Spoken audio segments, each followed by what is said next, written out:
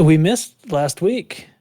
Oh, we did. That's true. Yes, there was absolutely no episode. With all of us, there's at least like a dozen people that have the ability to push record in here, and we couldn't find two pennies to rub together, so to speak, last week. To be fair, it was the week of Thanksgiving, and we were all running around like chickens with our heads cut off.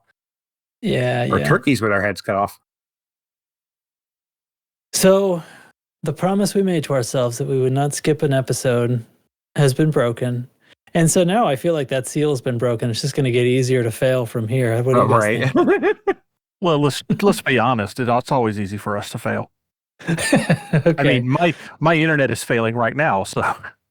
Oh, God, we need to hurry. Okay, it's the 27th of November, and we're a bunch of fat Americans. What are you calling fat, however accurately?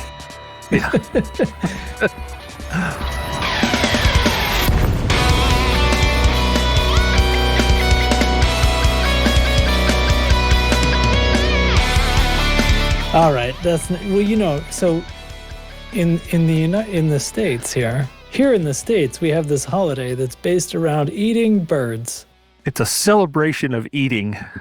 Yeah, it was supposed to be a celebration of other stuff, but that stuff is a little bit insulting, and so they've tried to retcon it a bit. And you know what? I just don't care enough to pretend. So it's just a celebration of eating. Because that's certainly the only part of it worth celebrating. It's National Gluttony Day. Yeah, more or less. I shouldn't forget the things I usually do. It's the Loose Screws podcast. I said the date. What is this? Really? This is going to be the 211th episode. Really? Something 3309 something. Are you surprised that it's the Loose Screws podcast, or that I said the date? I'm just going to go with yes. I'm more surprised we remembered the date before the end of the show. Yeah. So I'm Commander J Antrax. I don't know if you can tell in my voice, but I've been pretty sick the past few days, but I'm coming around, and I think there's a little bit of it hanging on my voice, and I'm going to try to keep any throat clearing off mic if possible, but I'm going to apologize in advance if I fail, because it's not going to be easy. And I'm joined tonight by Commander Larkshadow. Don't worry, I'm sure none of the tens of our listeners will care if you have to clear your throat. Well, I care. Okay, fair enough. And Commander Nurgle. Good evening, everybody. Yes. So that's my story. I had, let's see, on right after Thanksgiving, so on Friday night, had a pretty good day Friday, and then Friday night, we go to get a tree. My wife likes to cut down a real tree for the Christmas tree. So we go on the Friday after Thanksgiving. That's what we do. So we maintained that tradition, and all was well and happy. And then later that night, my throat starts getting kind of sore. And I'm like, oh. And the story about me is I like to deny sickness unless it's really, really getting in the way. I don't I'm the same as you. I yes, don't like me too. things to, I really don't like to take off work. And I just like, if I'm not feeling 100%, it's like, well, then I'm gonna work 80% or something, but I'm not gonna like sit around like feeling sorry for myself, And usually my wife gets really mad because she would really like to take care of me, I guess, but I don't care for that, and I would prefer to just keep it a secret. And she usually doesn't find out that I've been sick until it's all over, right? Unless I'm like, dripping out my face or something like that. But so I just readily admitted it right away, which she found shocking, but that's because I could tell it was going to be a real deal. And then on Saturday, I had like a fever was over 103 Fahrenheit. Oh, that sucks. Which really, oh man, does that lay you out? I have like backaches from the shivering and stuff. Now I'm a lot better. I'm a lot better. I did a lot of work today on Monday, and so anyway, that's what I did. I did get to play some Elite though, just in time to podcast about it. So, what about one of you? I'll take it so you don't What have an amazing throw. Don't worry, I'll be sure to not catch that throw for you.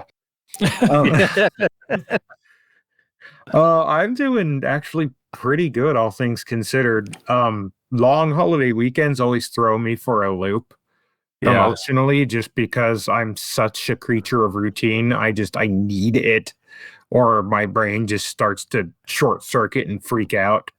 And I was fine on Thanksgiving Day, but the rest of them were emotionally just all over the place. But it was still a good weekend in spite of that. And then today I just did all the things. I feel like I've just been riding a wave of executive function all day. I took care of so many things at work and outside of work while at work. And I'm just, don't laugh. That's a big deal for me. Nobody except ADHD people talk like that. I was riding my executive function wave, brother. It's true.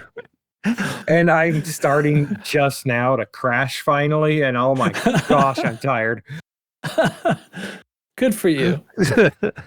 That's a good. Well, I don't know. I'm not trying to speak for you, but when I do a lot in a day and then I'm tired, that's a successful feeling. Yeah, it's a good tired. Yeah, it's a good tired. Yeah. It's a holy crap, I'm going to pay for this tomorrow, but I feel accomplished, so I don't care tired. Sure. Oh, flip. But how about you, nerds? Last week, despite the fact that I didn't get a chance to play any Elite, God, last week was busy. I mean, the bad thing about 4-day holiday weekends is all the crap you have to get done before that weekend kicks off, because and after, the recovery's almost as bad. and last week was a whole bunch of things we've got to get crammed in before Thanksgiving, because nobody thought about this a month ago. And one of those super dysfunctional municipality stories. We have a basketball court. Shall I rub my hands together? Is it about to happen? I already put my chair down. Let's go. So, DeMarcus Cousins, who played basketball in the NBA some years ago, is from Mobile. At some point before my time with the city, he spent his own money to have a really nice basketball court built in the park near where he grew up. Great story. Really did a lot for the community. He's involved in the community. He's a great guy. And last year, some punk kids in the neighborhood spray painted cuss words all over the custom paint job on that basketball court and ruined it, because we tried to just scrub off the graffiti and it took off the base paint too. So we ended up having to paint over the whole thing. So flash forward to last week, and I get the phone call from my boss that says, hey, they're going to have a rededication of that basketball court over Thanksgiving weekend, and those basketball backboards are looking kind of old. And he's right, they are. They got some rust spots on them. So why don't we just go ahead and swap them out? Fine, no problem. I'll make the arrangements. We get a scissor lift all lined up, got a crew of guys going out there. We show up Monday morning at 8 o'clock. Couple of trucks, trailer with a scissor lift, backboards, guys with tools, some muscle to move stuff around, only to find 3 guys on the court with rollers painting it. Okay. Because somebody, who shall remain nameless, who had told my boss that they're going to do the rededication, did not bother to tell him, oh, by the way, we're also going to paint the court. So they knew ahead of time. They just didn't tell anybody. Right, because the person who made the decision to spruce up the court didn't bother to tell us when we went to change the backboards that, oh, by the way, we're going to paint it too, and never bothered to tell the people who were painting it, oh, by the way, we're going to have people come in and pressure wash the stands and put up new backboards and do the landscaping and everything else. So we all showed up Monday morning to do our thing, only to find out that the guy started painting it Sunday afternoon. Jeez. So none of that other shit got done, because it took them until sometime Wednesday night. I mean, they actually had lights out there. Trying to get it finished. What, do they get paid by the roll? It rained. it rained buckets on Tuesday. Okay, yeah, that'd do it. So I know they didn't get anything done.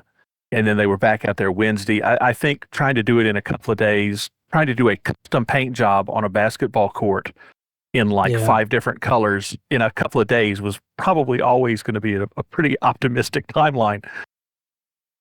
But yeah, last I heard before I left Wednesday afternoon, they had rolled a couple of lighted trailers out there from our public works department so they could work into the night to try to get the court finished. And of course, none of that other stuff was done. I mean, I got in there at some point, literally on a ladder with a can of white spray paint and touched up the backboards because there was nothing else that was going to go on. Nice. And I mean, typical lack of communication. And today, Uh-oh. There he is. So 5 months in. Oh, did I fade out? My internet's going Today in and coming out. back. Yep. Today, we're about 5 months into a new work ordering system, and we've had some miscellaneous issues with it. I finally got through multiple layers of bureaucracy today and talked to somebody who actually works in IT and programs for a living. Ooh, a unicorn. Yeah, I know. Got past the multiple layers of management and talked to somebody who actually works for a living, so I could say, look, I know this is what it's supposed to do. This is what it's actually doing. And after literally a 5-minute conversation with this guy who's like, oh yeah, I know exactly what's going on. It happens in another part of the software that I don't control, but I can escalate that. It's like, oh great. I mean, it only took me a couple of months to get to this phone call and then 5 minutes to probably fix it. Yeah, that's IT for you. Yeah. You sunk the putt. Yeah. And I have a feeling Wow. when I go in tomorrow morning, I'll be getting nasty phone calls from the IT management people about, you didn't go through the proper channels to do this. As a 20-year IT vet, this is the only way you can respond to them. You're a proper channel. Terrible behavior. Yeah, I spent in a prior life, I spent many years as a database administrator, so I can speak the language. No. And all of this is it's an improperly categorized piece of data, so it's not showing up where it's supposed to. And as soon as I got a hold of one of the actual programmers, I was able to tell him exactly what's happening. And he's like, oh yeah, I know exactly what's going on. I know how to fix it. I know who to escalate it to. Perfect. So today was actually a productive day. There you go. Awesome. Hell yeah. Yeah. Well, that's friggin' great. Well, It's friggin' great, man. That's just great. Yeah. Fine. Whatever. That's just great. Fine. Fine. How productive was your day, Trax? It was okay. On a scale of 1 to 10, I won't make you describe the whole thing. It was probably like a 5. For just getting better, that's not bad. It's not bad at all. Yeah, I got some stuff out the door that clients actually needed. Working away on a couple of mixing projects that don't have strict deadlines. So sometimes I don't like when projects don't have a deadline, but it's okay when it's around the holidays. Right. Yeah, definitely. I did get a phone call like at like 6 p.m. on Wednesday, the night before Thanksgiving. I got a phone call, to my business line, which I did not answer.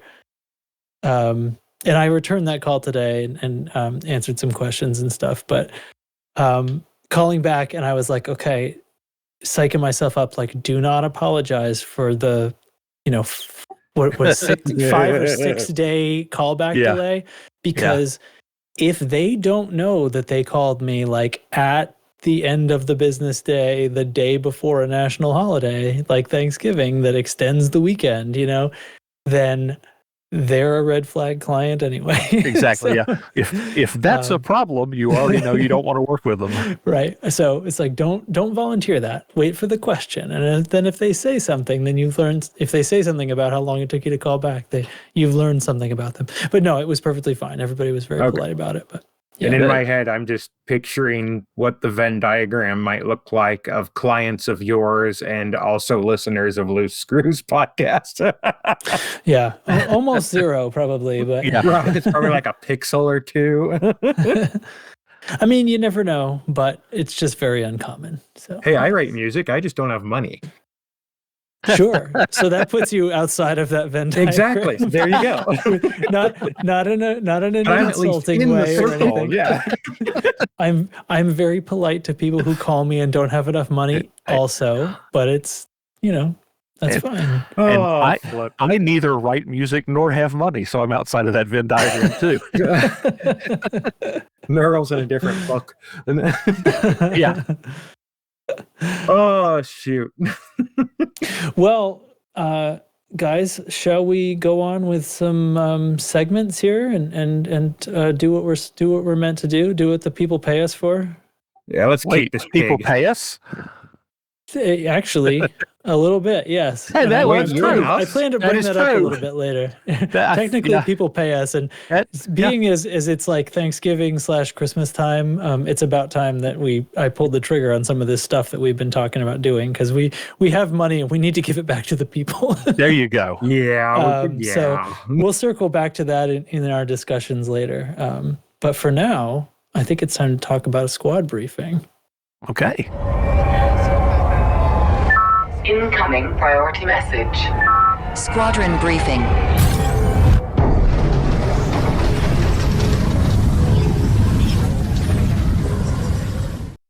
All right, so we have wars going on in Yemaia, which may sound like a broken record, but no, this is not a repeat from the past 3 months. More on that later.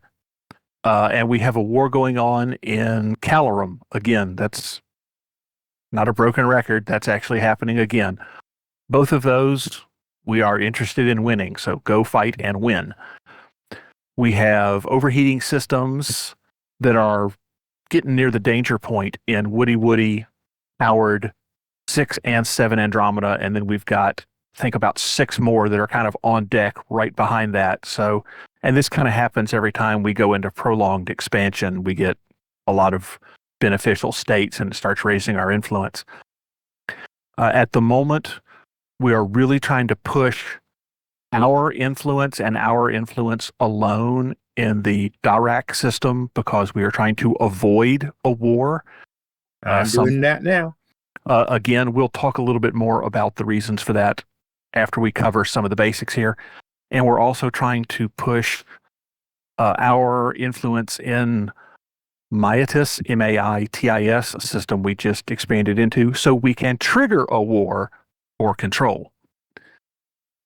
As of the tick today, we have gone pending expansion from Miola, M-I-O-L-A, another fairly recent landing spot for us.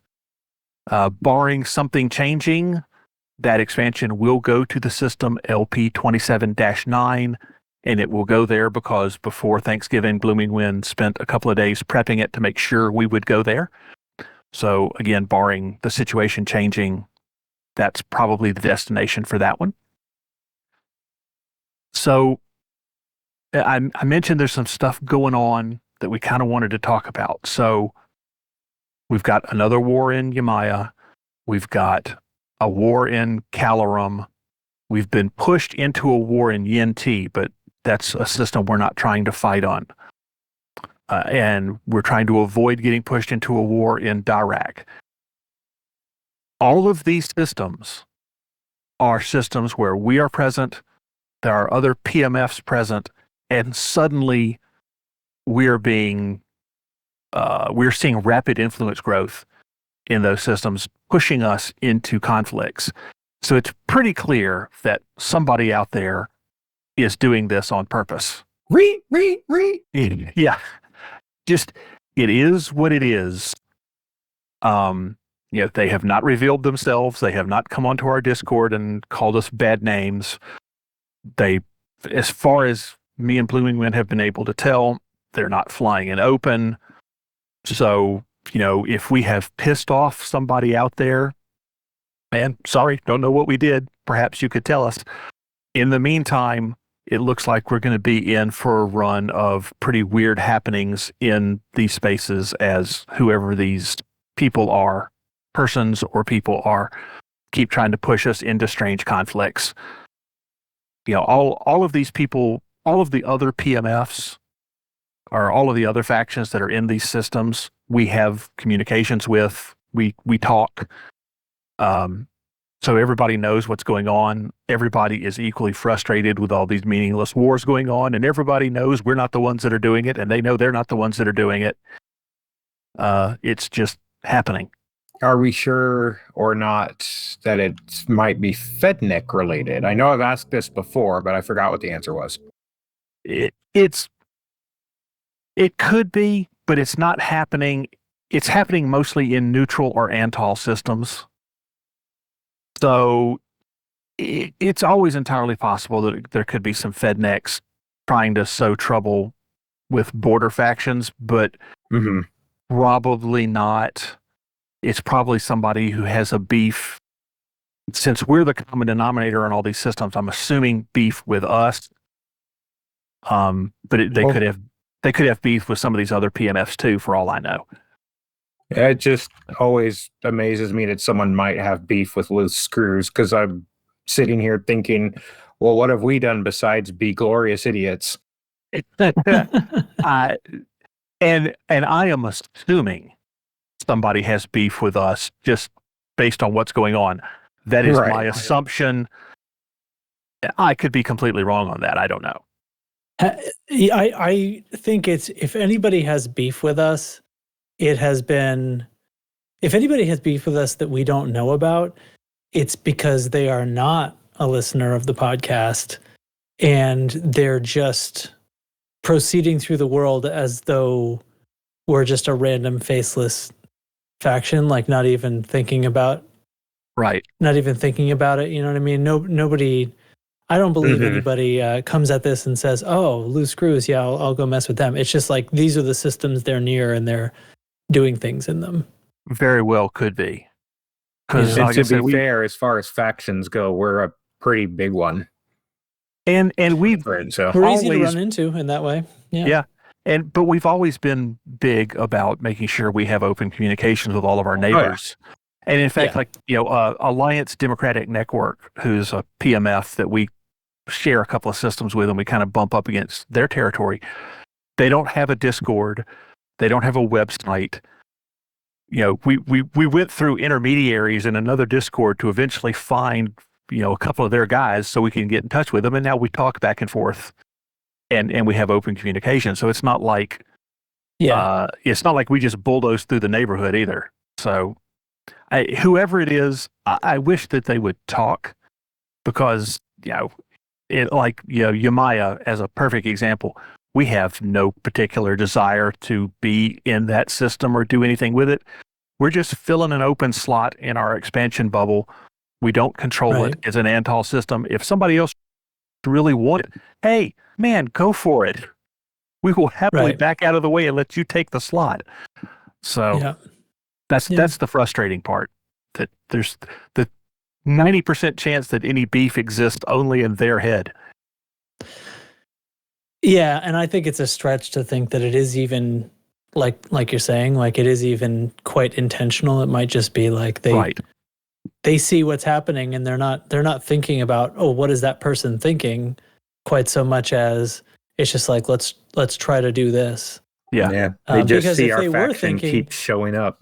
Yeah, if they were thinking like, oh, I'd like something different to happen with that Loose Screws Network faction, they would probably type it into Google. Right, and try to figure out how to talk. But instead, they're just doing things within the game. I'm not sure I agree with that, but what do you mean? Like I'm not saying that they would just type it into Google and find out. You probably overestimate a lot of people who play games on the internet. Yeah, this isn't Eve, so there's no guarantee that they assume there's a human being on the other end. I don't know. How could they be dealing? Well, whatever. This is all speculation. It's all speculation. Yeah. Yeah. But anyway, it is fun to speculate, though. All of the details for what's going on can be found in the standing orders post in the Loose Screws faction channel of the Discord, the standing orders section. If you have any questions about what's going on, you can post questions in there in the Loose Screws faction channel, and one of us BGS geeks will be happy to answer. Okay. Great. I am, what am I going to do here? Podcasting. Yeah, podcasting. So actually, I do have a Tinhadium Express episode. It's the one that was supposed to go out last week, but it hasn't aired yet, so we're going to air it. What do you think of that? So Where's the plan? This is, let's see, he recorded this on the 18th. So that's all you got to know. And also, I just realized that in my sickness fog, I forgot to start recording my screen. So for anyone watching on YouTube, congratulations, because the video has just started and you're no longer looking at a logo. Anyway, I'm on my way back out to a Spire site, and I'll probably mess around while we do the rest of this podcast and aimlessly, and who knows, maybe I'll blow up because I'm not paying attention because I'm doing a podcast. So if you're watching on YouTube, I'll try to give you some reason to make that worthwhile. In the meantime, here comes the Tinhadium Express. On the board, the Tinhadium Express!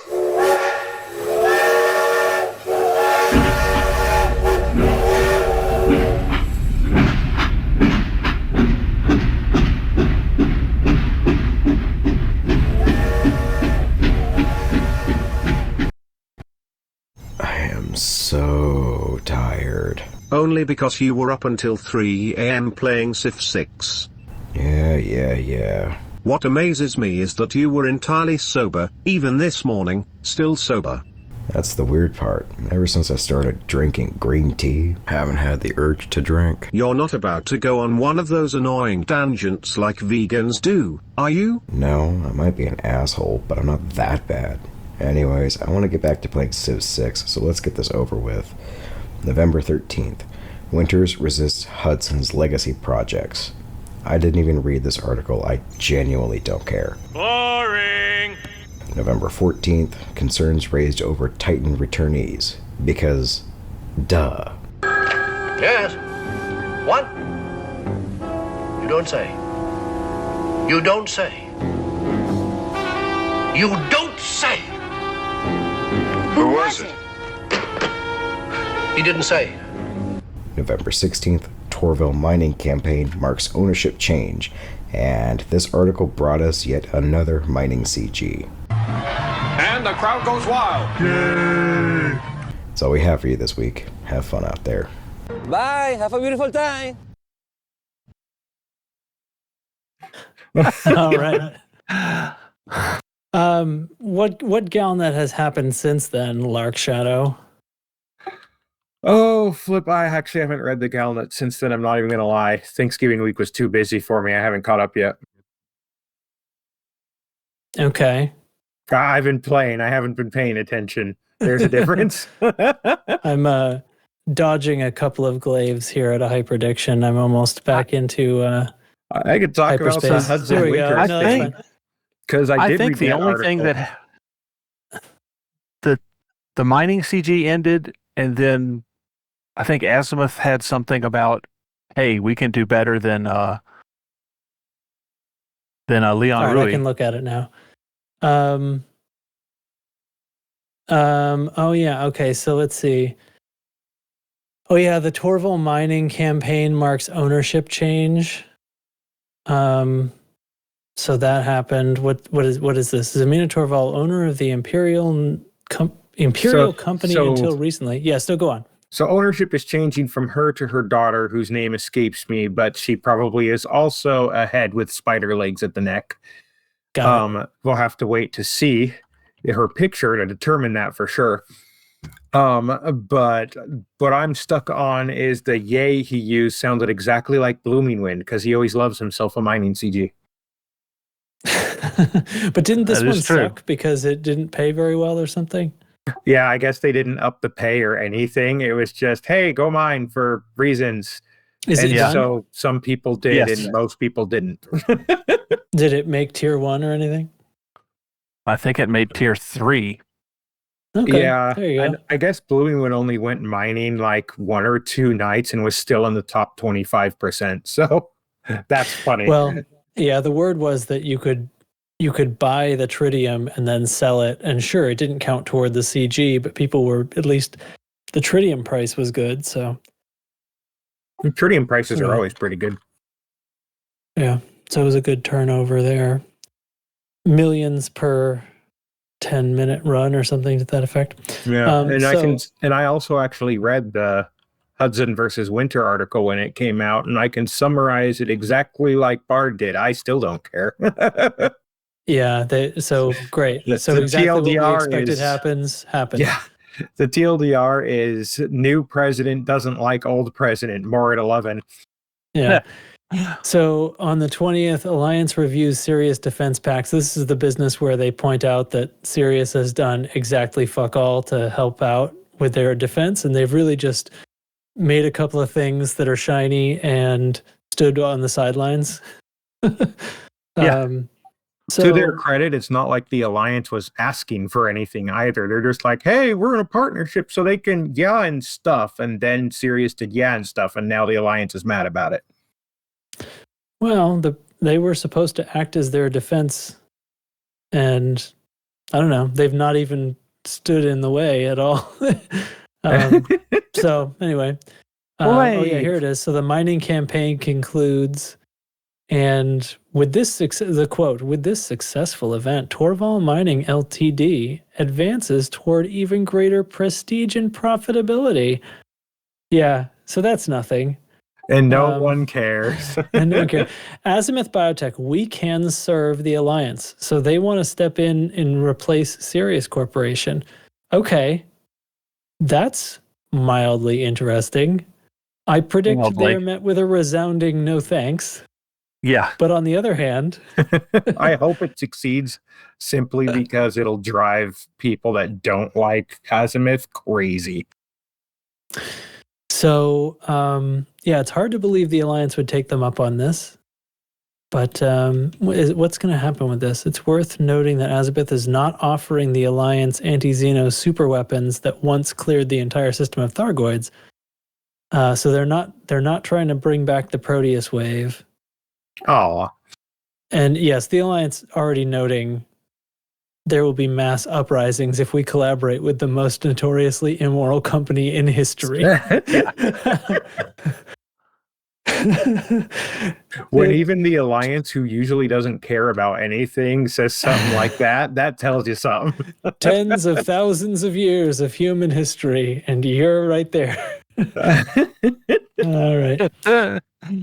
Well, that's the thing. So I'm just sitting in Super Cruise because I got hyperdicted by some glaives, and then I needed to talk. So I didn't get into the system yet. So dev news then. So here's the dev news. Live streams have been canceled until I think they're still planning to do like a December holiday one, as they have in previous years. We hope. They're also having layoffs. So yeah. So there's been a lot of turnover, and Sally left, and now we're down to basically Paul, and I guess Art still works there, but nobody's. It's not. They're strung too thin to put together any streams. So that's all kind of on pause for now. Hopefully they'll be able to get something going for the holidays because those are always fun. What was the English word for it again? Redundancy, not layoff. Yeah, that's right. Well, sure. All right. Then so I guess it was this morning, Frontier Developments made a statement to the stock market there in England. Yep. And the sky is falling. Yeah, it's pretty bad, but they mentioned in there that they're committed to Elite Dangerous still, along with a couple of other games. So whatever, that's the part of it that's important to me. I put it in the show notes. There's a link if you want to read it. I don't read that kind of stuff because ultimately it doesn't, me trying to interpret it doesn't matter, doesn't mean anything because I don't, I get it. They've been, anyway, it doesn't seem like news is all I'm saying. So no, it's not. Yeah. Okay, finally, the Steam sale, around the whole Black Friday situation, Steam sale Rip does our impact wallets. Elite. It's like Odyssey's like 60% off. Elite itself, I'm sure, is on sale, and of course, the cosmetics store within the game is also having sales, and basically everything is discounted. Heavily The in some Midnight cases. Black, yes, a lot of it significantly. The Midnight Black paint jobs are back, as they always are, and new this year are the Void Black paint jobs, which I did pick up a couple. I bought one for my Challenger because I had not bought any extra paints for Challenger yet, even though it's my top anti-Xeno ship right now. And I also bought it for the Mamba because I basically buy every paint for the Mamba because it's the Mamba. It's the Mamba. I didn't like Void Black though. You didn't like it? No. So here's my take. Since the graphical change in Odyssey, Midnight Black is a lot less dark than it appeared in Horizons, because the material quality rendering is different. It comes out sort of a very, very dark gray, and on some ships it's sort of mottled and textured a little bit. It's kind of a charcoal color, yeah. Yeah. So the Void Black appears to be just a little bit darker overall, but it's got some of the iridescence that they put into some of the paint jobs. So it has like at steep angles, it has has sort of a dark purpley look to it. So I thought it was nice. It's the iridescence that doesn't do it for me. Oh, okay, yeah. See, I kind of dig those, and this one has a subtlety. Lately, I've been going for flashier paints, and I really don't I've kind of outgrown the very dark paints. But I thought, this is kind of a neat way to approach Moving it. on from your Elite Goth phase. Well, no, it depends. It depends on the ship. For instance, I used to always run with Midnight Black on my Mamba because it's Midnight Black. But at some point, I made the decision that the Mamba is basically a giant weaponized clown car. And you have got to put the most outrageous paint scheme you can on a Mamba. Oh, absolutely. Yeah. Same thing with the gunship. Yeah, it's got to be, rapid changing Technicolor. It's got to be the clown car. Yeah, I've also picked flashy ones for the Mamba, since I do have Midnight Black on it and a couple of other kind of dark ones. I do my Mamba up, like I have all the ship kits for it, so I have like the fancy Zorgon Peterson looking fins and stuff on the back, but on the front I put the what do they call it? The Just the nasty looking rusty. No, the nasty looking. Yeah, the like reverb. It's not called that, but you know what I mean. Like it's meant to be like the reavers. Yeah. I take the front piece from that, so the front of my Mamba has these rusty spikes. Nice. And then the rest is all fancy. But yeah, I've liked flashy stuff for it too, for a lot of ships. But whatever, I picked these up. I had money enough arcs for a couple of them. I actually, since I got some arcs today from playing, I actually pushed me over the edge, and I can afford another one. So maybe, I don't know, maybe I'll save them. Maybe I won't. Like I said, not always chasing down the dark stuff, but it's there. So I might get the Void Black one for my Viper 4, just because that's one of my ships that I'm like, a new paint job for the Viper type ships. There you go. But I'm running the Stygian brass on it now. And like with you guys with the Mamba, with the gunship, which if you ask me is equally clown car in a different way, I run, I don't remember what the paint is, but it's basically orange and bright green stripes with yellow accents. It's ridiculous, and I love it. Yeah. Mm-hmm. And if anybody out there is on the fence, Midnight Black, and since it's new and on the same sale, I would assume Void Black are only available this week or for this sale. Yes. They're time gated around Black Friday. $3,250 for those paint jobs. So go out and get them while you can. Are the Stygian ones time gated too? I don't think so. Yeah, those. Yes, no, those aren't available all the time. Yes, they are. They I think they come around Christmas, so those will be coming up actually. Yeah, they're here now, but they're going to come back if they go away, or they'll just stay here all December. That's why Stygian is here. I don't think that's correct. I think it is. That's why I was saying that they're not time gated. Livery, Viper check 4. it out. I guess I missed that. Scrolling. Yep, there's the Stygians. Ooh, that blue and red one are nice. Okay. Well, Stygian is there too, so yeah, I have there the you go. Stygian tungsten on my Challenger. It looks great. I have some greens and purples and reds on various ships. That's a flashy one. Yeah. And that's one that held over well, I think, into the new into the 4.0 graphics. To their credit, it took a patch to make them look right, but yes, they did. Yeah, they figured it out. Yeah, because it changed with the texture of all the materials. Yeah, that's what I had for dev news. Anything else you guys wanted to add? I've got freaking nothing to add for dev news, anyways. There we go. Superb. All right, in-game discussion time. So the Titan Tyrannus has been isolated. Haha. This happened a few days ago. So with a titanic effort, the AXI and others managed to completely eliminate and rescue all systems from Thargoid control around the Titan Tyrannus. So it has been a Thursday, has happened since they did this, right? Because I think it was a few days before Thanksgiving. I believe so, yes. So we're sort of waiting to see if anything was going to happen. And I believe if nothing happened, they were going to move on to Oya next. I don't know if that's happened already or not. Not Oya, no. It but wasn't they'd already Oya? made progress on another. No, it wasn't Oya. It was, I can't remember which one they said. Nah, okay. I thought it was Oya. We could check their Discord, I guess, but 'twas not. But yeah, so because things like rescuing people from the Titans affect all systems under that Titan's control, and the sabotaging the Spire sites things seems to have effect on a lot of systems.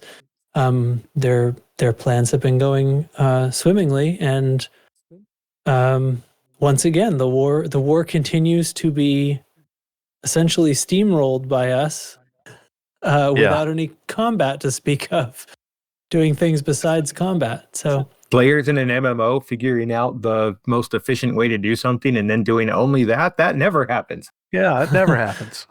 Yeah.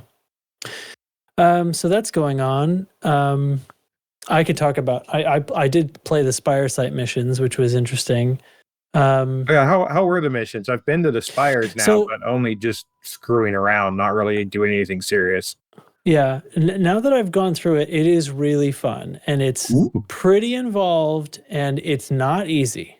It is far from easy. Sweet. There's definitely a few ways you can approach it. I know Alec Turner made a whole video rundown of doing the whole thing kind of the stealthy way. I'm going to actually go ahead and, from my perspective at least, I'm going to say that that's actually kind of a more difficult approach. And I ended up kind of coming at it from a different direction. But first I logged on and I was like, okay, well, I haven't played I had like a 2-week break kind of. And I thought I should do these missions. I never even tried to do one. I'm going to do a podcast in a couple of days. So what happened? Well, I went in and I was like, okay, so you're supposed to pick up a mission at a rescue ship. So I flew to a rescue ship and it had a totally blank mission board. Dope. And I'm like, what the fuck? So, and I flew to, it was like, a rescue ship that was very nearby the Oya Maelstrom. I wasn't like near Tyrannus that is totally empty. The Oya Spire sites, both of them are still Thargoid controlled and still active. I verified all this stuff. So I fly to a different nearby mega ship, a rescue ship, also has 0 missions. So now I got pretty upset and I turned the game off and I'm like, what the fuck is this? What are they doing? But I came back to it a little later. Scotty had said that he got a mission from the ship Allied Solace, which is in Sunwan or something. I forget the name of the system. It's something like that. So, of course, that's another very near rescue ship that a third one. So I go to that one. That one actually does have the mission, right? Okay, great. So the machine's working finally. So apparently not all the mega ships have them. I guess that's the takeaway here. Mission board server's probably throwing up on itself somewhere. I don't know. I mean, there's apparently no other missions at these rescue ships, so I wasn't aware of that. I thought they were giving like commodity missions and things as well. So I don't know if I experienced a bug or not, but anyway, I got the thing. So it sends you out for one each of these 3 things that you got to bring back from the Spire site. Now, all of these technically can be acquired beforehand. So like, for example, I already had a bunch of coral sap because that was actually available before when they were just barnacle matrices and they weren't very active. So I collected like 10 of those when I was out there one day. Nice. So you need the coral sap, which grows in the trees. Then other than that, you have to go inside the mega barnacles or whatever they're called, the gazebo things. And some of the things you can just shoot. And then there's another one where you have to tickle 2 of those nerve clusters. And then the sack turns all red, and then you shoot the sack and stuff. It's a gazebo? I thought it was a pergola. I have nothing useful to add. I'm sorry. That's all right. So, I mean, I actually tried taking an SRV in there. It's tough because the SRV seems to draw some attention. You get the banshees are rather hard to fight in a scorpion even. It's tough. It's hairy down there, and with all that going on and the revenant keep respawning, there's a lot going on. So I actually lost a couple of SRVs and then kept trying. Eventually I was like, well, screw this. And I just got back into I came prepared, right, for like different options depending on how much failure I experienced. Right. So I go back, I brought the Phantom, which is what I'm flying now. The Phantom's loaded with 4 AX missiles. I have the serious ones that have high capacity and rapid fire on them. 4 AX missiles, because screw those Goids in particular. Well, the trick, the trick is the only thing you can hope to kill any of the ground stuff with, as far as I can tell, seems to be missiles. Flak can take out the Revenant, but anyway, I have these serious missiles that have high capacity on them, which is nice. So I like to use them. So I brought the SRV, ended up kind of losing it and not really being able to use it. So I took the other approach and just used collector limpets. So I basically found that the easiest way for me is to just blow up all the banshees first. So and then go around and shoot the missiles. And the banshees are, even from a ship, I mean, they don't just roll over. You need to hit the ground beneath them, and the splash damage hits their weak spots because their armor on top is like, it's so thick. It's like it's seemingly impenetrable. So that happened to me as well. And they have a lot of countermeasures too. Yeah. Yeah, it happened to me as well when I went out there for the first time a couple weeks ago now. And some other random players were there in the Oya cluster, and so we all banded together, and me and my Clipper with the 1 launcher and a Crusader with 2, it took us a solid like minute and a half to be able to take one of those banshees out. Yeah. So I'm shooting 4 missiles at a time, and it takes a lot of volleys, and some of the volleys seem to hit it. You know, if you miss and hit its back, you're probably not doing any damage. You know, it's hard to tell because you can't target them, right? So you're just eyeballing it and having to. You have to guess your own victor because you don't have a lead indicator or anything, of course. And so anyway, but banshees don't respawn. So once you take, I mean, there's a lot of them too. It's, I don't know, I didn't even keep track, but I eventually shot them all down. Actually, I had to reload missiles a few times because I wasn't very good at what I was doing at first. And so I'm just out here with a repair limpets and AFM and missiles. Yeah.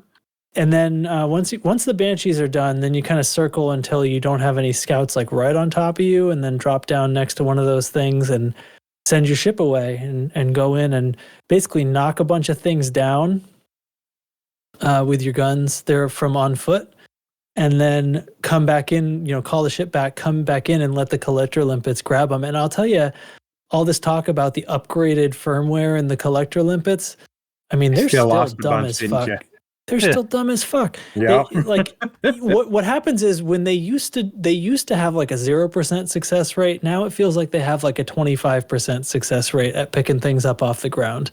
And if something isn't going to get grabbed, like if you send 2 limpets in a row after something, just stop, because that one's gone forever. You'll never get it. Like it's just in the geometry in some way where no limpet will ever figure it out. And the frustrating part is sometimes they collect it off the ground, they get like halfway up to you, and then they seemingly die for no reason when they're near your ship, and they drop the piece that they were holding, and it falls into the geometry of the thing somehow. It's like, well, that's there forever now. That'll never come out. Or if you really want it, and I like really want it, and have a ship that's got a flat bottom, like the Crates or Clippers or Mamba or FDL, you can just lower your cargo scoop and just fly at the darn thing wherever it is in the geometry and hope for the best. Yeah, it's not going to work with it. Those things are way too small. I did fly my Crate right in there. I can get it into the gazebo, but and I have ground scooped before in a Crate, but it's not good. You need a flat area, and the way the places they're falling, just it's all lumpy and curved in there, and there's just no way. I actually tried to ground scoop a piece that I couldn't grab with a limpet, and it wasn't happening. But I wish I could get there with my adder, because then I'd just be flying in and out of crap, just scooping it up. I wish I could. That's true. I mean, if I could make a small ship that had anything close to this kind of firepower and armor, while shieldless. The closest thing that had speed and armor that I've tried so far, and obviously your mileage may vary because it depends on what engineered modules you have, was my Viper Mark III, believe it or not. Because that thing's got speed. You can get pretty good armor in it if you forego the shield. And that thing will get you in and out like nothing. It's just not going to survive nearly as well as a medium ship. That's the problem. Right. Yeah, it'd be tough to bring everything. Like if you use my method and you skip the SRV, that gets you part of the way there. But it's going to be tough to carry an AFM and stuff, which you will need because the scouts are doing module damage to you the whole time. Mm-hmm. I take these little breaks where I do what I'm meant to do for a little while, and then I boost around and just evade scouts until they get far enough away to lose interest. Like there's a small pack of them tailing me now as I just orbit the site. But that makes me wonder how good you can get the armor on like an ASP scout or even an ASP explorer, something that size. Those are so bulky. Like why would you be going for that? Because they're at the same so weird, but at the same time they're smaller than you think, especially compared to like the Crates and Pythons. Okay, but anyway. This is me just spitballing. So yeah, I mean, a Vulture only has 2 hard points. It's really going to hold it back as far as taking out Banshees ahead of time. Other than that, it'd probably be a great ship for it, with all of its largish internals and high armor and everything. I don't know. I might think about that. Yeah, ships with 4 hard points. So that's the other thing too, is I don't think we actually need AX missiles to take out these Banshees. I think regular missiles will do the trick. Because obviously you can shoot them on foot, and you don't have any special AX weapons on foot. So I haven't been able to confirm it. Speaking of like non-AX things to take out the Banshees, I swear in a video I've seen Viper Mark IIIs speeding by where the Banshees are and dropping mines. And that was able to take them out because the explosive force is just so great. Yeah, mines have a really wide area effect too. So yeah, because like occasionally the Banshees will take up and like they'll fly higher off the ground. So what I found is like I want to see their searchlights reflecting off the ground, and then I know they're close enough to the ground, and that's when I fire my missiles. And if they come up, I back off a little bit and wait for them to return to ground level. Because I don't think I'm doing damage. So yeah, I mean, you could try mines. I've always, most of these planets seem to have almost half a G, so the mines actually might work pretty well. I find it really tough to target with mines. You really got to understand how bombing and ballistic trajectories work. Yeah, it's tricky, but some people get really good with mines, and that would be a great idea. The advanced missile racks, which I know those are the ones that can be converted to AX if you synth the ammo. You don't need to synth the fancy ammo for them, though. But because they can be engineered, they have like high capacity mod on advanced missile racks actually makes the size 1 has almost exactly the same ammo as size 2. And with missiles, that's the only difference between the sizes of the hard points. right? They always do the same damage. So then, yeah, something like either of the Vipers, something like that would actually be able to do similar damage to what I'm doing in my Phantom here, right? Because you basically have 4 hard points, and they all end up with around 128 shots. I'm not gonna lie, even the smalls, when you put high capacity on the advanced ones, it's not the regular dumbfires, only the advanced ones. For some reason, their capacity goes way up. I'm not gonna lie, you're making me want to try that in like a Cobra build or something that's just super fast. I bet Viper. You're always into Viper 4s. I don't know why you're trying. Like that seems, because you don't need it to be super fast. You need it. Any small ship is going to move plenty good enough for what you're doing here. It's sort of about getting it slower, getting it. I mean, fair enough. Like for instance, I'm small sitting enough in my. That you can tuck it in places and let it run cold. You got to have cargo. That's the other trick is you're gonna want collectors. So let's assume you can only fit a size 1 collector on there. So you're only going to be able to have 1 out at a time, but you need the corrosion resistant rack. So it has to have a size 4 slot for that. And then you can carry 16 tons. You should be good for a while. The trick's going to be, how much damage can you avoid? And will you be able to repair enough with 16 limpets that you come in with? And I don't know, it's tricky. I synthed limpets several times when I did this, and I eventually, so I worked at this for a while, and I eventually came away with 2 each of the things that I needed. So I was able to complete 2 of the missions. And I guess just to tie up the story then, eventually I did get 2 each, like I say, of those things. So you fly back and you turn those in. You don't need the stuff ahead of time. So I actually, you pick up the mission and then complete it right away because you have the stuff in your cargo hold at the rescue ship. And then what they give you as a reward is the corrupted or poisoned refinery material stuff. I don't remember what it's called either, but I know what you're talking about. The thing you go poison it with, it's a material. It's not a commodity. Or it's an on-foot good. So it doesn't go in your ship cargo, it goes in your on-foot cargo. That makes sense? So it doesn't, anyway, the point is it doesn't take up cargo space and it just automatically transfers. But those missions you can only take 1 at a time because once you have, like all of the missions from Allied Solace were for the exact Spire site that I'm on right now, and they say, so you can't take more than 1 mission to the same site. It says destination conflict. So even though I had 2 of these commodities on me, because I completed 2 of the first mission, you do 1, you show up at the Spire site, you play the platforming game and go poison the thing. And then of course the whole place just completely loses its mind. That must be fun. I haven't seen that yet. A bunch of high level interceptors turn up, and basilisks and medusas and stuff all show up, and I didn't find it difficult to get away, but you do want your ship to take a little bit of punishment before it blows.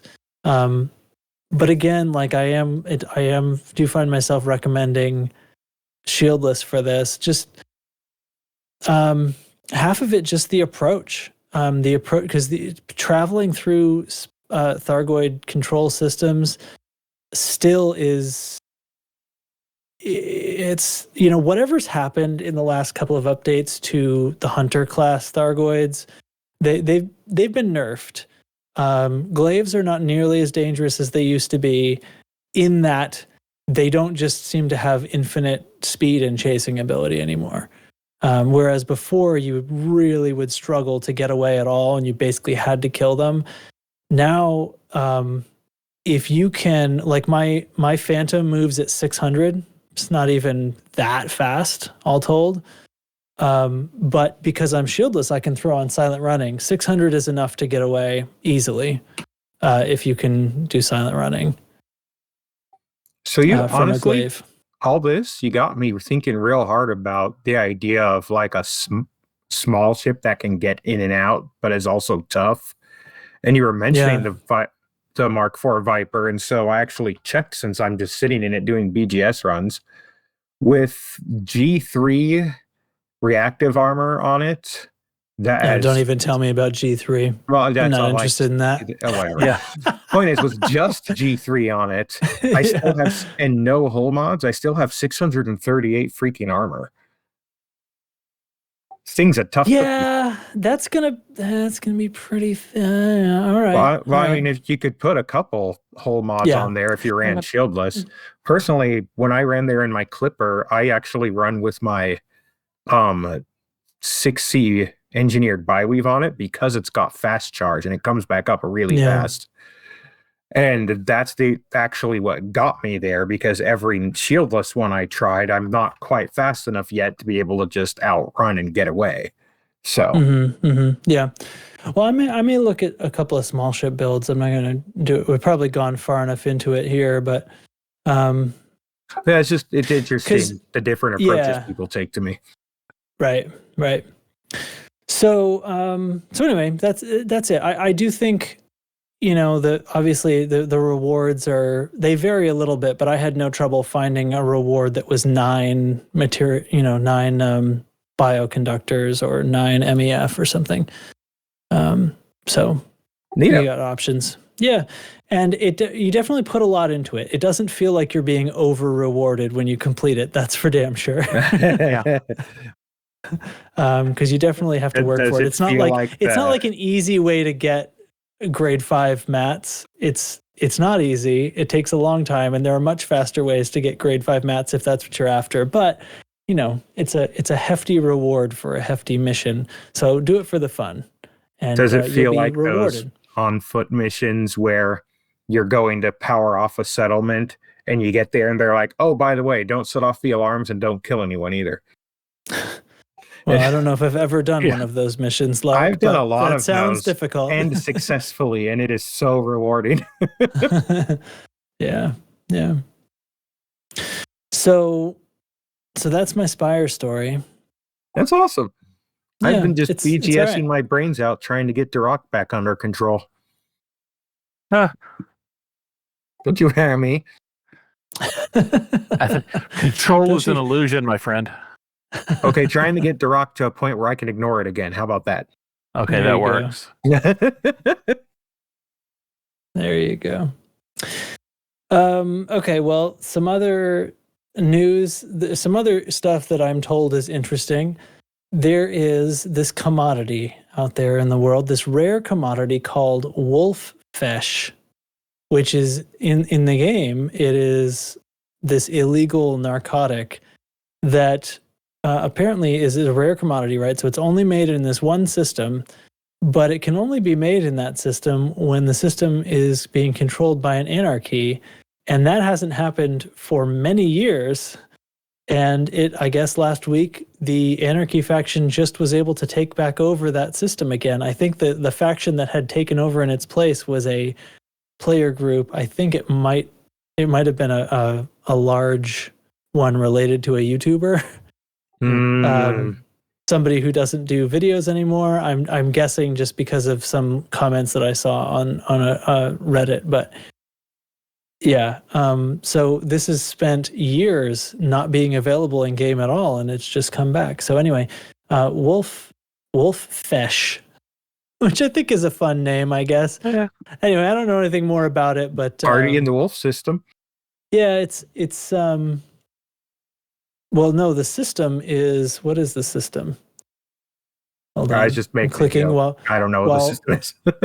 It's it is. It's Wolf 1301. Hey! So it's available at Saunders Dive in Wolf 1301, and that is the only place it's available. And if they ever lose the control again, it won't be available any longer. So I think some player group is doing some kind of event about it because they're so excited. And anyway, so there's something to get involved with if you wanted to. So everyone get your carriers stocked up. Yeah. In other news, Canon Research has published another aerodynamics article. So the first one was about, was it the Chieftain? Basically about how totally unsound aerodynamically the Chieftain turns out to be under actual examination. Well, now they've done the Type 7. So I've shared the link to it. It's very in-depth and scientific and actual, comparing the Type 7, of course, to the aerodynamics of a brick, and finding that it is way more aerodynamic than a brick. Sincerely. Which is funny because while it is more aerodynamic than a brick, if you look at the actual aerodynamic profile, it's actually still similar. Well, of course, yeah. I mean, it's not. It just handles it more efficiently, yeah. It's closer to a brick than it is to like an F-15. Oh, lucky for the F-15. Yeah. Anyway, it's there in the link, and all I want to know fun. is what was Volt's reaction reading that whole thing. Yeah, I actually haven't heard him sound off about this. I wonder if he missed it somehow. Well, now we've told. Hey, Volt, what do you think, bud? Yeah, Volt. Let's hear your thoughts. Yeah, what's up? What's up, dog? I hear he's in Canada for the first time ever. Oh, really? For holiday Toronto, break or something? All right. I told him to get some maple syrup. That comes from Vermont. You idiot. They drink it out of shot glasses in Canada, man. Well, they drink it out of shot glasses anywhere in New England. I grew up there. Let me tell you, you can at the fairs. They'll all the different people who have made it right there on their own property. They'll give you some. Yeah. And if you've never had real, first of all, if you've never had real maple syrup, you're in for a surprise. And if you've never had real raw maple syrup before they do stuff to it and put pasteurize it and things like that and put it in a store, you might be in for a second surprise. But I have had that stuff. I think it's one of those things. It's like chocolate that's like over 80% cacao. Yeah, it's like it really isn't. It isn't remotely sweet anymore. It's like nothing like that other stuff. Well, very, very different. I'm in Idaho by way of California, so I've been a West Coaster my whole life, and all I know is sunshine, good weather, and depression.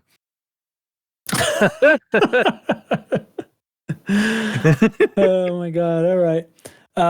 The only other thing in the notes is I was just going to mention. I was going to bring up the Elite Dangereuse Adventures, the French fan-made adventure site. Again, I still haven't done this. I think this ought to be my next, if I have a few hours play session thing. But they deserve the attention. So the link is going to stay in the show notes as it was last time. And I do believe, as we said before, they're working on more coming out in English. More of them, because there's a lot more of them that haven't been translated yet. So there's a lot there. A few of them have been translated to English and some other languages.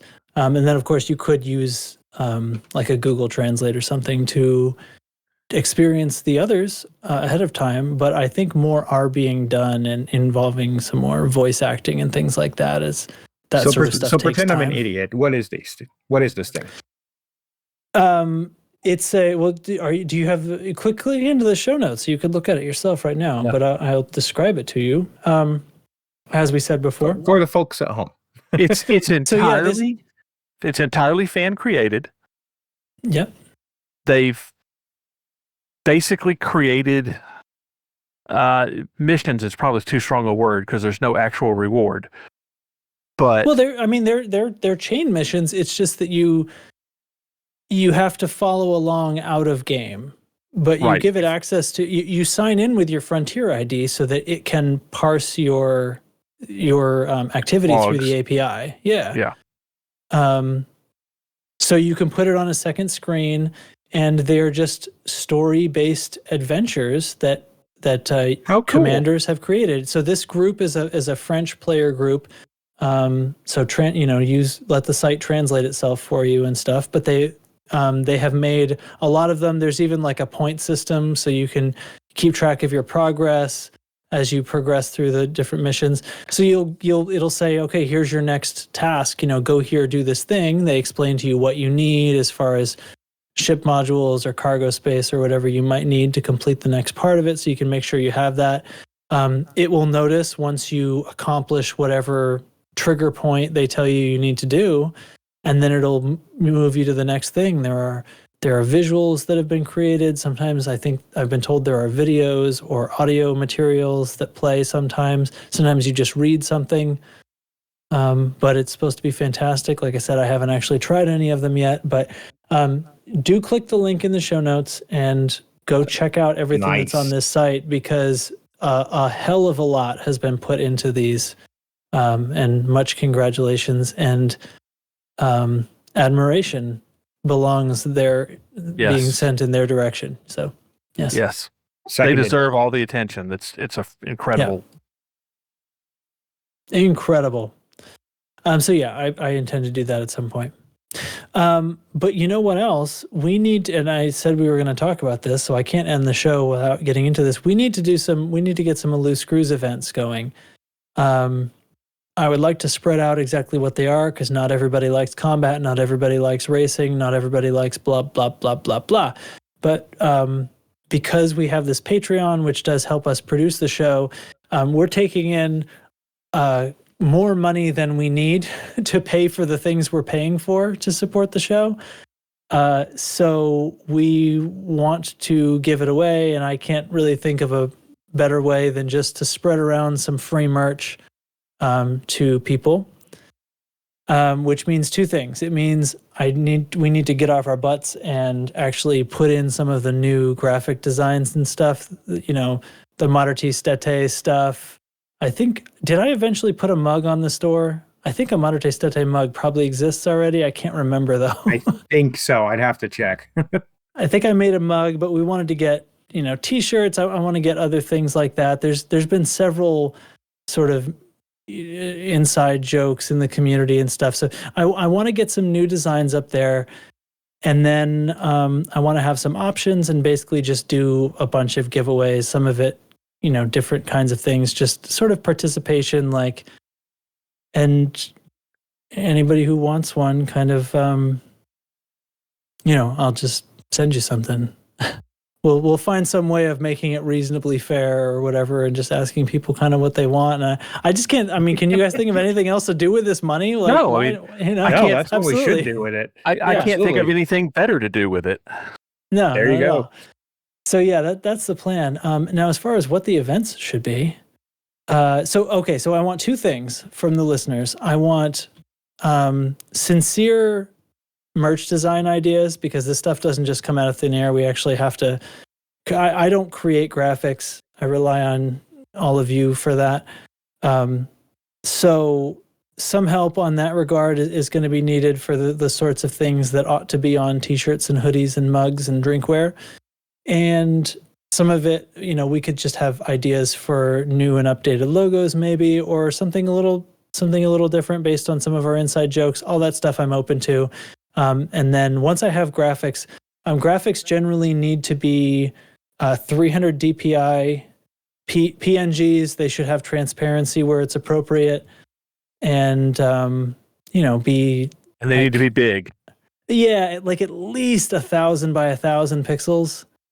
Before otherwise, it's gonna look like crap. If it's going to be a T-shirt, it should be at least that big. Probably. No, if it's going to be a T-shirt, it needs to be at least 3,000 by 3,000. 3,000. Okay. Well, yeah, make them big. If it's something that's meant for a mug, I bet we could get away with 1,000 by 1,000. But you know what I mean. Just so if people feel like creating that and the community likes them, it costs nothing but a little bit of my time to make them available in our merch store. And then they're available, people can buy them, but then I do want to circle back, like I said, and I want to just do some community giveaways, and we'll just basically have parties and sort of give away participation trophies as these parties. So we should get a few of them going. Some races we've done in the past, that's always fun, just sort of free-for-all things. Lark, you had an interesting idea the other day, or yesterday? So I've been on a old school Star Trek kick lately. And I had the idea of a Wrath of Khan style PvP tournament. Could either go find a suitable nebula, maybe in or near one of the Titans, or worst case, blow up some core asteroids and use that in a ring. But basically turn off sensors on your ship, turn off shields, and basically make a submarine fight out of it in Elite. So with sensors off, there'd be no point in bringing anything but fixed guns. Yeah, we could think about that. Maybe we restrict the guns. Maybe we don't. It probably doesn't matter if we restrict I'm them. not sure if it would work in reality, but the idea sounds fun. Yeah, because probably lasers are going to be the only way to be effective at a situation where you don't have any lead indicator, right? Right. So probably this will end up being a laser fight. All depends on the range. Yeah, I suppose that's true. Yeah. So probably Nurgle floating by that's with his interesting. threads. I feel like you don't need to lead the target when you're making hull-to-hull contact. When it makes me think that a Lagrange cloud that hopefully, I don't know what the nearest one to the bubble is, but something like that is going to be the best place for this kind of thing. But I like the idea. And maybe we make them all sidewinders, or we should at least restrict what ship it is, right? Yeah, exactly. Probably, yeah. So as taking fun as it would be to be like that. a cruiser brawl like it was in Star Trek, I don't think that would work as well in Elite. Well, no, because we can't destroy each other in seconds when we finally find each other. So, oh, shoot. Yeah, I think that's cool. We could do some other things. So open to ideas for events. I like the idea of that one. We haven't done that before. But free for all, sidewinder slaughter type things we've done, and that tends to be fun too. I'm not really interested in picking any winners. I just kind of want to get people turning up, because I what it doesn't happen hardly ever anymore. At least for me, maybe I'm not online at the right times anymore, but I used to be able to sign on and there'd be a bunch of people in voice and we'd just all play. And I know it's because I'm playing a lot less personally. But I miss everybody, so it'll be nice to get together. Nice. So we'll plan on some nights. We should also spread out like what times we can do things. So, weeknights and then maybe like a weekend during the day. But I would like to get 2 or 3 of these sessions going, kind of between now and the new year, at least, and just see if we can spend ourselves broke. Yes. Sound good? So let's talk about this all in Chig Chat. Why not? Or do we have like a specific events channel we could use? Yeah, Chig Chat. I should be using. Chig Chat sounds fine, right? We're gonna use. We have an events channel. We have an events channel, but nobody ever uses it. So let's use Chig Chat, because fuck it. I mean, it is where the cheese is at. It's where the cheese is at. It occurs to me that we put a specific commander in charge of events. Yeah. I have there's a phenomena that happens in the Loose Screws Discord, and that is when I pick someone who's interested in doing the job and then give them the special Discord powers that makes them the event coordinator, like being able to work the stage channel and post events. It makes them disappear. They instantly vanish and take like a 6-month at least leave from the game, sometimes more. It has happened 100% of the time. Yeah, and I mean, sure, I've only done this to 2 people so far, but it has a 100% rate of happening. Yes. Let's test that. Put me in charge of it. All right. Maybe Lark will be the next. Lark is going to have a green name when you guys see him next, and we'll see what happens. Oh, no. Oh, what have I done? Well, he's on a lot of nights, right? So yeah, I'm usually available. This is true. Yeah. Well, if you don't mind, I'll make your name green. Obviously, the rest of us can. My life is already crazy, so let's see if it can make it crazier or not. That's all right. Okay, well that's what I've got. Anything else you guys want to stuff into this show? I have to let my dogs out. I think we're good. Okay, Lark has to let his dogs out. You know what? Let's call it. This has been an okay episode. Hey, we talked about Elite, and what are you gonna do, right? Loose Screws, the okayest of podcasts. The Loose Screws podcast. It's sufficient. Well, I've been broadcasting from a Spire site most of this time, and I've managed to not get killed. Although I've not been trying to do anything difficult. I've just been orbiting the thing the whole time. So anyway, so Nice. We'll look forward to the community's response, suggestions, like I said, for designs, even if they're just suggestions and you don't draw up graphics. I'm sure plenty of people are out there in the community usually respond pretty quickly when we have a cool idea and they're able to get me something. And then likewise, specifically like what events you'd like to see. Are you interested in this blind cloud combat thing that we talked about? And what else are you interested in? We did a mail slot gymnastics thing one time years ago at this point. Does anybody want to do one of those again? CQC kind of sucks to get together. It usually falls on its face right in the front of us, so we'll probably avoid that. But hey, other combat related high ones, gravity other racing, gymnastics, racing ones. Yeah, do you want to play around on a high grav planet? I mean, we could do literally anything. Just get together and mess around. You know, Do you want to get together and just storm a Spire site? We'll do it. I don't care. Anything. We'll make a bunch of money on Orthrus. We'll go on foot. We'll get people's materials. We can all do it all at the same time. We can poison one of them and then fight all the high-level interceptors that show up. I'm game. The idea of fighting a Hydra on a 0.75 G world sounds interesting. Yeah, actually, right. back early on in the war, when the there was a lot of there was a lot of actual war going on, and some of the conflict zones that were out of base. Yeah, we took a few all the way to the Hydra, and when there's gravity, orbiting gets tough, and it matters when you're fighting the Hydra. So just do what I would do: run into the dang thing enough times until it goes plowing into the dirt. Yeah, well, usually we'd end up kind of going the other way because otherwise we don't have room to take it out. If we actually want to kill the thing, you got to get it away from the surface, so that we're not, because we're going to blow up a lot faster than it will if we start crashing into the ground. I don't know. Hitting the ground at 500 meters a second did a number on a freaking Cyclops. So okay, well, a Hydra has it's like 200% as tough or something.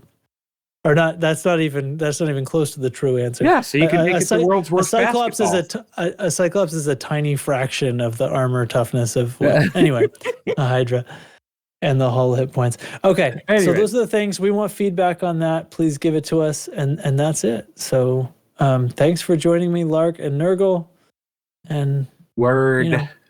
Always my pleasure. Okay, see y'all next week. Fly loose and fly screwy. And if you can't do that, nope, that's not what we say. That's somebody else's thing. The point is, you have to do both. You have to fly loose and you have to fly screwy. That's what we say. And if you can't do both, do both. All right, see you next week. Bye, everyone. Bye.